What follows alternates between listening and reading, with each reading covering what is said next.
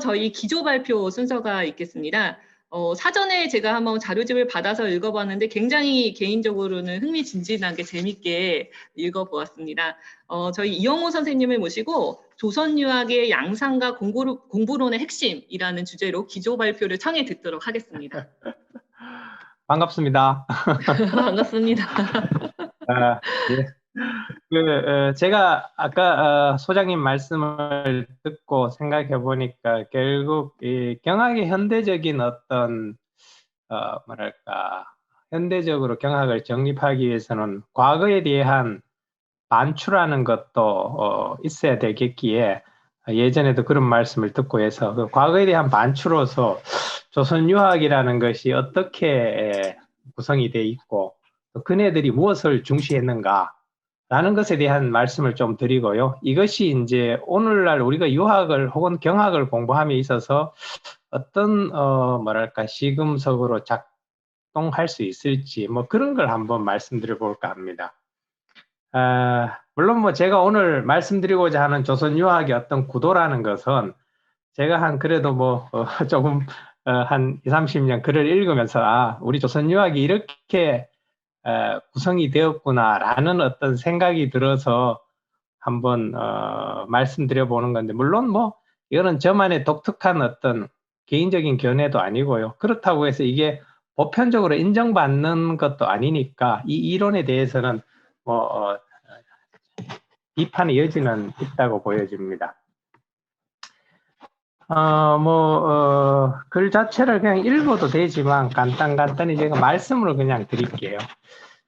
제가 이렇게 이런저런 책들을 읽고 살펴보니까 어찌됐건 우리 인간 혹은 인류의 정신을 이끈 사상은 이 단일한 형태로 고정되었다기보다는 그 애초에는 어떤 선지자에 의해서 어떤 그 인류의 정신을 이끈 사유라는 것이 촉발이 되지만은 이것이 시간이 흐르고 또는 공간을 달리하면서 여러 현자들이 그 사유의 폭을 넓히고 깊이를 더해갔던 것 같습니다. 그러면서 이제 그 원초적인 그 모습을 저변에 간직한 채로 다양한 형태의 그 황골 탈퇴를 걸치면서 인간 정신 문명의 주축으로 자리매김을 하는 것이 오늘날 우리 인류를 이끄는 어떤 사상인데요. 이러한 인류의 정신을 그 창도한 그 사유 중에 가장 저는 핵심적인 사유가 유학이라고 봅니다. 유학은 이제 개인의 내면을 수양하는 수기와 타인에 대한 어떤 다스림의 영역에 해당되는 치인을 포괄하는 학문 체계인데, 이거는 뭐 동아시아 역사상에 있어서 개인뿐만이 아니라 정치 경제론의 영역까지 포괄하는 그런 어떤 사상 체계였다고 보여집니다. 이런 유학은 이 주자의 중용장구 서문에 의하면은 3단계 발전을 통해서 완성이 되는데요. 제가 중용장구 서문을 분석해 보니까 이 3단계 중에 제 1단계 일기 유학을 이끈 인물은 이제 요순우고, 그러니까 어찌 보면은 인류 문명사에 있어서 정신 문명을 처음으로 개창한 자가 유학의 계산조가 되는 형태가 되는 거죠. 그러니까 유학의 족보를 이렇게 잡아버리면 이 지구상의 어떤 종교나 사상도 유학보다가 더 앞선 이념이 없게 되는 그런 상황이 되는 거죠. 이분들이 이제 뭐 전설상의 인물이죠. 요순 같은 경우. 이분들이 유학의 일기 인물이고, 이기는 이제 우리가 소위 말하는 이 중흥조죠. 공자, 안자, 정자, 자사, 맹자하고 3기가 이정자, 주자 등이더라고요. 주자 중용장구 서문을 분석해 보니까. 그래서 이후 유학은 이 아시아 전역으로 퍼져나가면서 이러한 유학의 정신이 어떤 공간과 시간대를 달리하면서 그 공간과 시간대가 대해서 요구하는 바에 따라서 이 3단계 유학은 아주 적절하게 잘 구현이 되었더라고요. 요걸 조금 더 구체적으로 말씀드려 보면은 3단계 중에 1기 유학은 이른바 이제 삼경 시대라고 할 수 있죠. 시서역의 시대고, 2기 유학은 공자, 정자, 자사, 맹자, 즉 사서가 중심이었고, 3기 유학의 핵심은 역시 주자에 의해서 구현된 경학적으로 보면 사서장부 집주시대인데요. 그런데 이제 그러면 각각 1기, 2기, 3기에서 공통적인 면모가 물론 아주 다 있지만은 특징적인 면모를 뽑아서 이야기하자면 1기 유학은 신에 대한 관념이 비교적 중심에 있는 것 같더라고요. 왜 그러냐면은 뭐 주역 자체도 그렇지만은 서경이라는 책을 읽어봐도 논어에 비해서는 신에 대한 이야기가 이제 많이 나오고 어찌됐건 보이지 않는 그 무엇에 대한 것에 이렇게 관심을 많이 쏟고 있고 그러면서도 심성수양에 대한 논의가 있었고요. 이기학은 공자에 의해서 시작된 이기학의 가장 핵심은 역시 인간관계론이겠죠. 뭐 인이든지 뭐 이런 인간관계론이 주조를 이루면서 또한 심성수양에 관한 내용들이 활발하게 제시된 것 같습니다. 한편 제가 뭐 이건 누구나 다 그렇게 인정하겠지만 동아시아에서 가장 큰 영향력을 지녔던 유학의 시기는 3기 유학인데요. 이 3기 유학은 이른바 주자학 혹은 뒤에 양명학까지 포괄하는 이 3기 유학은 심성의 본질과 수양에 대한 내용들이 이제 중심을 이루고 있고 더하여 또한 1기 유학의 신 또는 2기 유학의 인간관계론까지 함께 거론되는 이런 양상이었던 것 같습니다. 이 조선유학은 중국유학의 이러한 세 단계를 대체로 수용했는데요. 어떤 특정 인물이나 시대에 따라 갖고 중국유학의 이런 세 양상이 어느 한쪽이 두드러지거나 아니면 두 가지 이상의 조류가 합류하기도 하면서 이 조선유학을 좀 풍성하게 한 것 같습니다. 아주 도식화를 시켜보면 물론 이 도식화 안에는 포괄이 안 되는 게 많지만 조선주자학은 중국유학의 1기와 3기의 신과 심성 중심의 유학을 수용 발전시켜 나간 형태고요. 조선실학은 중국유학에 있어서 1기와 2기의 신과 인간 중심 관계의 유학을 수용하여 발전시켜 나간 것 같습니다. 그래서 물론 이런 어떤 합류되는 양상도 있지만 조선주자학과 실학이 초점을 두는 지점도 분명히 있었던 것 같습니다. 이런 와중에 조선의 유학은 동아시아 유학이 지니고 있는 어떤 공통적인 양상과 더불어서 독자적 지점을 확보해 나가면서 발달해 나갔는데 그거를 잠깐 살펴보도록 하겠습니다. 크게 이제 조선주자학과 실학으로 나누는데요. 물론 뭐 이렇게 강화학도 있고 경학적으로 따지면 조선 말기에 가면은 또 근문경학까지 나오지만은 어찌됐건 우리 유학사를 대별하는 건 역시 주자학과 실학인데요. 그 부분만 먼저 한번 살펴보도록 하겠습니다. 조선 주자학은 기본적으로 이제 중국 주자학을 심화시키거나 창신시켰다고 보여지는데요. 심화의 요소는 기왕의 주자의 주장에서 문제가 될 만한 언설들을 정밀하게 비교 분석해서 정설을 찾아가는 노력. 근데 뭐 주자 언론 동의고라든가 이런 것과 더불어서 주자의 시문 경학 의료에 대한 광범위하고 정밀한 어떤 탐색의 결과물들, 뭐 주자 대전 차이집보라든가 주자 의료 고문회의라든가 라고 할 수 있는데 이거는 이걸 주자서 문헌학이라고 이름을 붙여봤거든요. 이것이 이제 중국 주자학을 심화시킨 면모라면은 변형 혹은 창신의 관점은 중국 주자학에서 비교적 경시되었거나 망각된 신 또는 청관념을 끌어와서 일종의 조선적인 주자학을 창출했다고 보여지는데요. 예컨대 퇴계의 이발론이라든가 이현일의 홍범연의에 나타나는 점과 정치를 연계시키는 관념들 뭐 이런 것들을 예로 들 수 있겠습니다. 이런 조선 주자학의 그 심화와 변용의 근저에는 심성론이 핵심을 이루고 있는데요. 이 심성론에 대한 학적 탐구는 뭐 이건 제 의견이 아니고요. 대만이나 중국을 가봐도 그쪽 학자들도 공히 인정하는데 저는 뭐 동아시아에서 거의 전인미답의 경지를 이룩했다고 보여집니다. 그래서 뭐 해제 이현적에서 퇴이항 고봉기대성 율곡 이에 이르러 개화를 했고 이후 조선 말기에 이르기까지 이 심성론 부분에서 조선의 유학계가 이룩한 업적은 아마도 동아시아에서 최고는 그 당시에 세계에서 최고니까 어찌됐건 최고의 학문적 업적이 되었다고 보여집니다. 근데 조선 주자학의 이 심성론에 대한 이런 그 연구는 이런 어떤 학문적인 추구를 넘어서서 체득 혹은 자각이라고 말할 수 있는 내적 실천론으로 심화가 되었는데요. 실제로 조선의 많은 주자학자들이 글을 읽어보면요. 오늘날 우리는 이제 학문을 하는 연구자들이다 보니까 학문적인 지점에만 포인트를 맞춰서 많이 연구를 하는데 실제 조선 주자학자들의 글 속에는 내적 실천이라는 것이 훨씬 더 이렇게 생생한 감동으로 제시되는 경우가 많거든요. 근데 이러한 그 내적 실천 혹은 내면 탐구는 인간 본연의 모습에 대한 접근과 자각이 기조를 이루고 있기 때문에요. 그 인간 본연에 대한 본연의 모습에 대한 어떤 자각이 이루어지는 그 지점이 굉장히 강렬한 경험으로 기술이 됩니다. 그래서 그 강렬한 경험들을 모아서 읽어보면은 흡사 이게 뭐와 같은 느낌을 주냐 하면은 종교적으로 어떤 성령을 받아들였을 때의 고해성사와 비슷한 느낌을 받아요. 그래서 이걸 저는 그 강렬한 경험으로 인한 종교적 현상을 띈다. 종교적 경험, 뭐 이런 어떤 의미로서 저는 좀 읽혀지더라고요.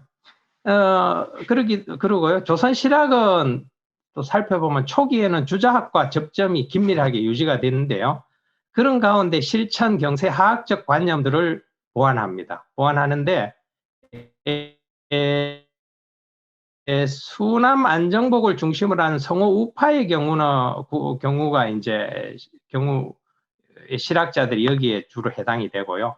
후대에 가서 이제 다산 정약용의 시대에 오면은 뭐 성호 좌파라고 하기도 하는데 주자학에 대한 비판적 관점이 짙어지면서 청관념이 더해지거나 경학에 있어서도 이제 신의를 주장하게 되죠. 그리고 이제 조선 실학의 근저에는 외적 현실에 대한 자각과 실천이 중요한 이제 요소로 등장하는데요. 그러다 보니까 기왕의 주자학의 심성론을 계승하기에 내적 추구를 하면서도 외적 실천으로 그 초점이 옮겨갑니다.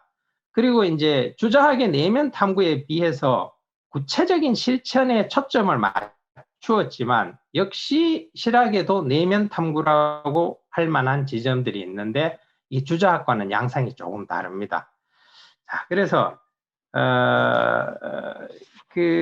이런 조선의 주자학과 실학을 이렇게 이제 봤을 때 어찌됐건 이 조선의 유학은 주자학과 실학으로 구분해 봤을 때 중국 유학 발전 단계에 각기 다른 양상을 구현하고 있었는데요.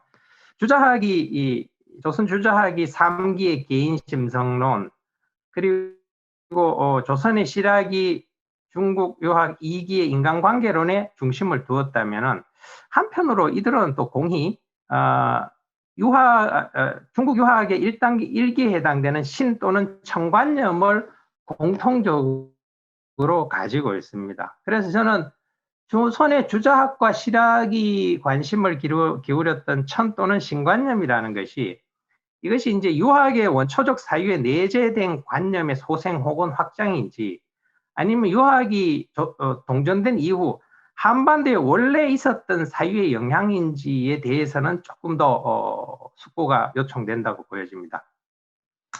다음으로 이제 아까 말씀드린 공부론 내지 수양론의 문제에 대해서 한번 말씀을 드려볼까 하는데 이것이 어찌 보면은 실제 조선을 살았던 주자학자나 실학자들에게서는 우리가 오늘날 관심을 기울여는 어떤 객관적인 학문 체계보다가 훨씬 그네들의 삶 속에서는 이게 더 중요했던 것 같아요. 제가 그들의 글을 읽으면서 느꼈던 건데요.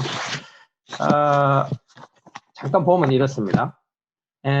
고려 후기에 주자학이 이제 동전된 뒤로 이것을 자기 학문의 기반으로 삼은 주자학자들은 거의 예외 없이 주자학에서 제기된 공부론을 이거를 이제 학문적인 체계로 꼼꼼히 정밀하게 살펴보는 것을 넘어서서 실제 이걸 자기 삶에서 실천을 해보고자 했어요. 그러니까 쉽게 말씀드리면은 기독교를 처음에 성경을 통해 접했던 사람들이 하느님이 이렇구나라는 것을 객관적인 어떤 자세로 접근을 하다가 어떻게 되냐면은 내가 하느님을 꼭 체험해보고 싶다. 성경 체험을 해보고 싶다. 이렇게 이제 마음이 진행되어서 결국 하느님을 맞아들이는 성령을 체험하는 쪽으로 가는 이런 형태가 주자학에서 거의 유사하게 이루어졌다는 거죠. 그러니까 공부를 하다 보니까 주자가 말한 이걸 나도 실제로 하고 싶다. 이제 이렇게 돼버린 거예요. 그래서 이것을 이런 주자학적인 공부론의 핵심을 제가 이제 이름을 이렇게 붙여봤거든요. 본래적인 나 자신의 회복, 참진자 나자를 써서 진화 찾기 이렇게 이제 붙여봤어요. 이거는 뭐냐면은 지금 현재 나의 삶이 본래적인 나 자신으로 살아가지 않는다라는 것을 전제하는 언어인 거죠. 그래야만 본래적인 자기 자신의 회복이라는 말이 이제 가능한 거죠.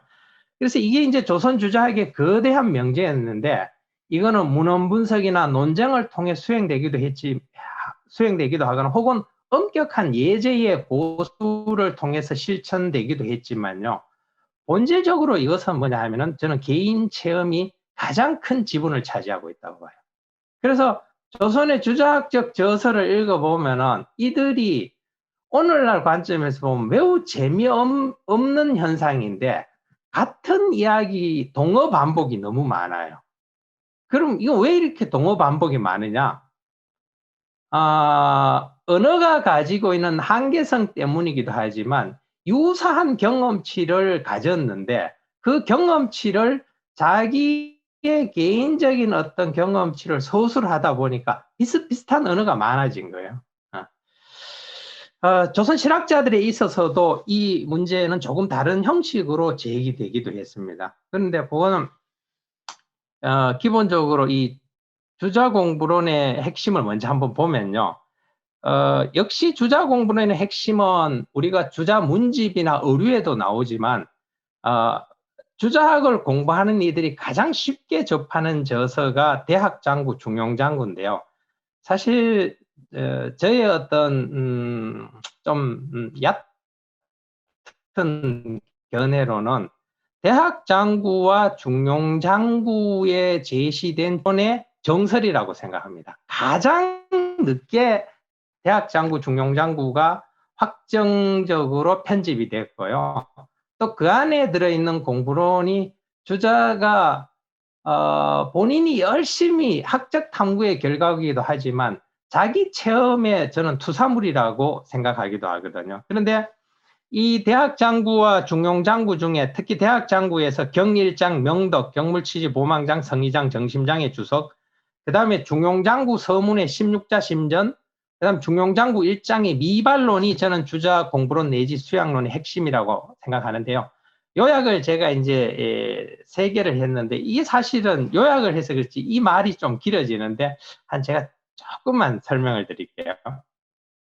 뭐 다 아시는 내용이긴 한데 이 주자는 명덕이라는 것을 굉장히 그 당시로 보면은 획기적으로 해석을 했는데 이게 뭐냐 하면은 첫째가 이제 인지소득호천이라 그래서 인간이라면 누구나 다 천부적으로 타고나는 거다.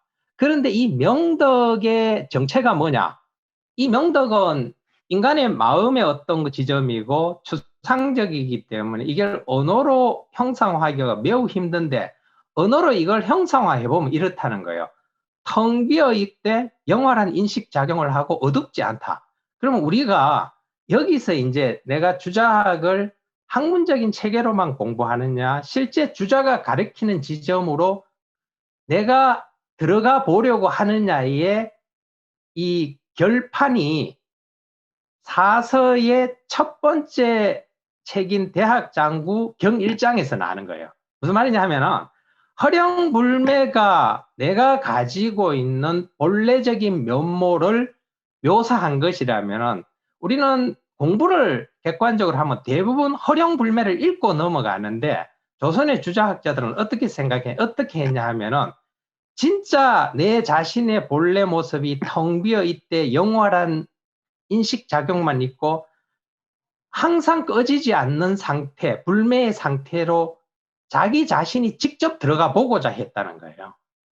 그러니까 조선 주자학에 있어서는 이 허령불매라는 네 글자를 실제 본인이 체험하느냐 못하느냐가 주자학자로서 자기 정체성을 확보하느냐 마느냐의 어떤 뭐랄까 관문이었던 거죠. 주자는 이 관문을 가르쳐서 대학 장구에서 그 몽교관이라 하기도 하고 인교관이라 하기도 하거든요. 몽교관이란 건 뭐냐면 이 허령불매한 마음의 본체로서의 명덕을 체험하지 못하면은 눈을 뜨고 있어도 잠자는 상태랑 똑같다라고 생각한 거예요. 이 허령불매한 마음의 본체의 명덕을 체험했을 때만이 깨어나 있는 상태라는 거죠. 그러니까 주자학자들은 허령불매한 명덕을 체험하지 못한 상태면은 눈을 뜨고 현실을 살아가는 이것이 내가 어젯밤 잠을 자면서 꾸는 꿈과 비슷하다라고 생각한 거예요. 그러니까 평생 꿈속에 살다가 한 번도 깨지 못하고 죽을 수도 있다. 이제 이렇게 요즘 말로 하면 협박을 하는 거예요, 협박을. 이거를 체득하지 못하면. 그러면 이제 이런 상태를 이야기를 해놓고 나니까, 그 다음은 뭐냐 하면은, 어떻게 하면은 이 허령불매한 상태를 체득할 것인가 하는 것에 대한 이야기가 중용장구 서문의 16자 심전에 나오는데, 주자가 생각한 방식은요, 이 유정유일이라는 네 글자에 담겨 있는데, 이 유정유일은, 유정은 뭐냐 하면은 정찰이라고 하고 이런 일수라고 하는데, 정찰이라는 거는 정밀하게 살피는 거고 일수라는 거는 한결같이 지키는 건데요. 정밀하게 살피는 건 뭘 살피느냐 하면은 이런 겁니다. 예컨대 제가 지금 여러분들하고 이렇게 줌 회의를 하고 있는데, 줌 회의를 하면서 머릿속으로 다음에 할 말을 생각한다거나, 혹은 요건 현실이죠. 혹은 제가 오늘 아침에 뭐 좋은 일, 나쁜 일 있었다거나, 또 제 인생의 어떤 지점에 힘든 일이 있었다거나 이랬을 때, 그 힘들고 좋고 지금 현실에 내 눈으로 보고 할 때에 이 모든 것은 뭐냐 하면은 내가 눈으로 보지만 그런 것들은 뭐냐 하면 내 마음의 어떤 지점에서, 쉽게 말하면은 이 화면에 떠오르는 창처럼요, 마음의 어떤 지점에 하나의 생각이나 감정 덩어리로 있는 거예요. 이게 뭐냐 하면 인심인 거죠. 이게 인심이에요. 주자는 이걸 인심이라고 보고, 이 인심을 어떻게 해야 되냐면 정밀하게 살펴본다라고 하는데, 그 정밀하게 살피는 것의 주체가 도심인 거예요. 잘 생각해 보시면 16자 심전 설명할 때 이것이 모두 다 일심이지만 하나의 마음 속에 내가 느끼는 모든 희노애락이 인심의 형태로 있고, 그 인심을 살피는 도심이 있는 거예요. 도심에 의해서 인심이 정밀하게 살펴지는 것이 유정이거든요. 그런데 우리가 일반적으로 허령불매한 본체에 대한 인식을 하지 못한 상태는 어떤 상태냐면은 인심으로만 살아가기 때문에 이 도심의 작용이라는 것이 뭐냐 하면 잘 자각이 안 되는 상태인 거예요. 근데 도심에 의해서 인심을 살펴보는 상태는, 이게 참 어떻게 말씀드려야 되나, 이렇게 말씀드려 볼게요. 인간의 내면에 이거는 논리적으로 생각해 보면 뭐냐 하면은, 자기 감정이나 생각의 덩어리가 있다면요, 그 감정이나 생각의 덩어리는 그것을 인지하는 무엇이 있지 않으면 우리에게 자각이 되기 어렵겠죠. 자각이 되기 어려운 게 자각이 안 되겠죠. 근데 평상시에는 그런 것들을 인지하는 그것을 왜 자각하지 못하느냐 하면은, 그런 것들이 가지고 있는, 그러니까 감정이나 생각이 가지고 있는 속성이 너무 강렬해 가지고 그것이 뭐냐 하면은 우리가 그것들을 바라보는 그 무언가에 눈을 흐리게 하는 거예요.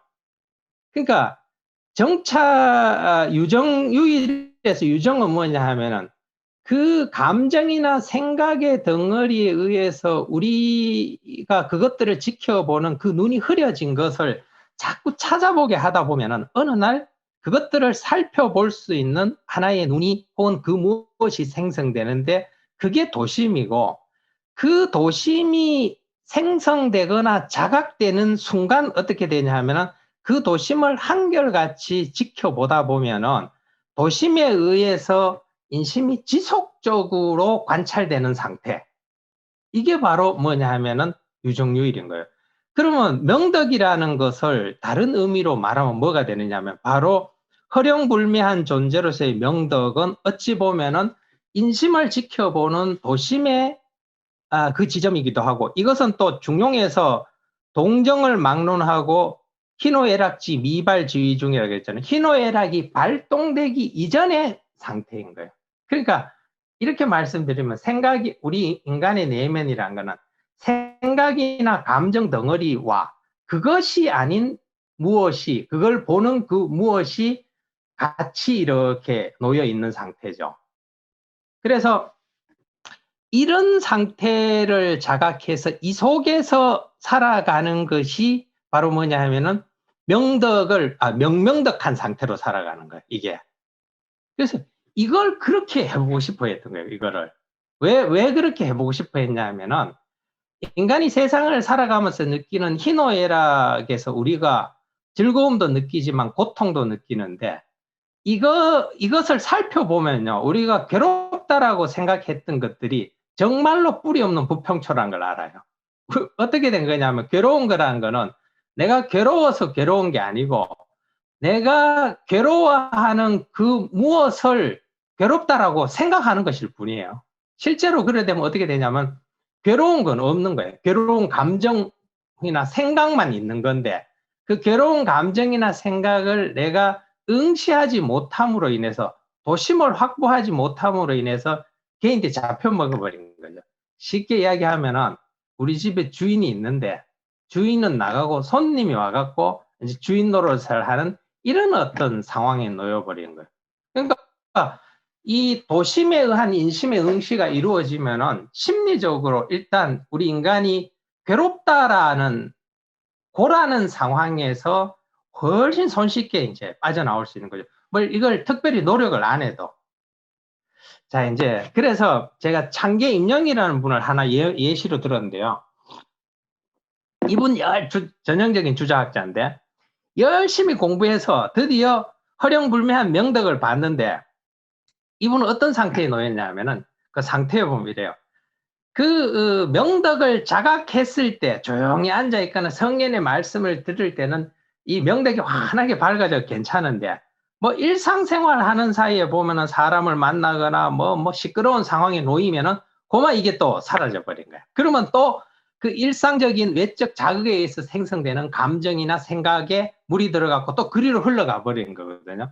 그래서 이분은 도저히 안 되겠다. 내가 일상생활을 하든 혹은 고요한 경제에 있든 지경에 있든 간에 나는 이 미발지심의 상태, 허령불매한 상태로 한번 살아봐야 되겠다라고 해서 공부를 하는데, 이 공부의 방법이 아까 말씀드린 유정유일인데, 이 유정유일을 하는데 이분은 약간 특이하게 자기 모든 삶의 가장 일반적이고 평범한 상태부터 관찰을 하기 시작합니다. 보통은 자기 내면의 생각 덩어리나 감정 덩어리를 관찰하는데, 그래서 이분은 처음에 뭐냐면 손을 움직이거나 걷거나 밥을 먹거나 요럴 때부터 그러니까 예컨대 이런 거죠. 내가 손을 움직이려고 하면은 어딘가에 무언가가 손을 움직여라 라고 해야 움직이잖아요. 근데 우리가 일상적인 삶은 이게 자각이 안 되는 거야. 왜냐하면 너무 이게 일반적이다 보니까, 일상적이다 보니까. 근데 실제로는 이 손을 움직이는 거는 누군가가 무엇인가가 움직여라 하고 명령을 해야만 움직여요. 이걸 어떻게 알 수 있느냐? 제가 이렇게 움직이다가 만약에 마음속으로 제가 의식적으로 어떤 존재를 불러내서 움직이지 마 이러면 딱 안 움직이잖아요.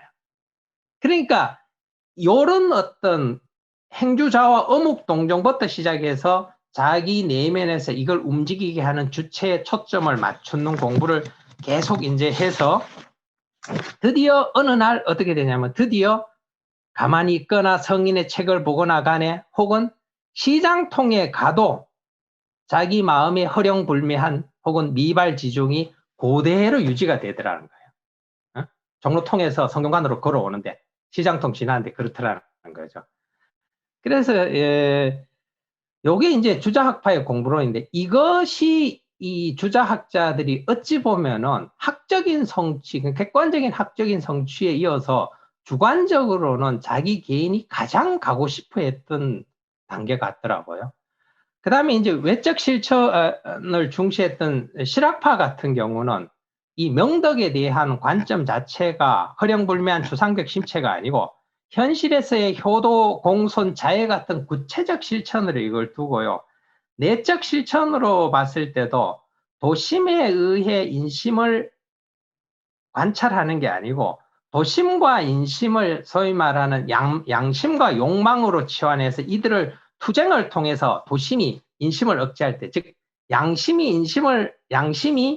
욕망을 억제할 때만이 성인의 경지로 갈 수 있다. 이렇게 이제 주장하죠. 조금 형태가 다르죠. 이야기가 길어졌는데 제가 2분만 더 쓸게요. 어찌됐건 중국의 유학이 어떤 세 단계가 조선에 들어와서 주자학 실학에 의해서 저는 그 세 단계가 각자 다 수용이 되었다고 봅니다. 그런데 그 수용의 양상에는 보자면은 개인에 따라서 시대의 요구에 따라서 중시하던 지점이 달랐는데요.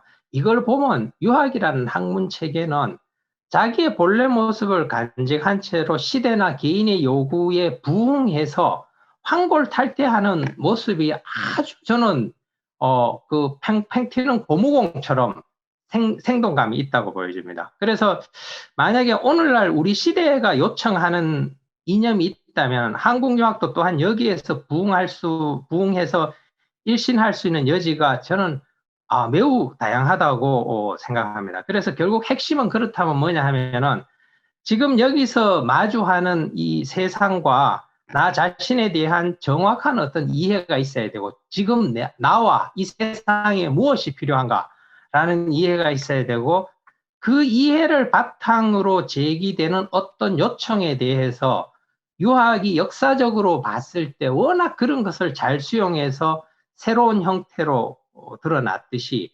오늘날에도 그런 지점을 충분히 유학이 제공할 수 있는 지점이 있지 않나 뭐 그런 생각을 해봤습니다. 생각은 이런 건데 말을 하다 보니까 조금 도서가 없었네요. 네, 오늘 이 정도로 마치겠습니다. 고맙습니다. 예, 감사합니다.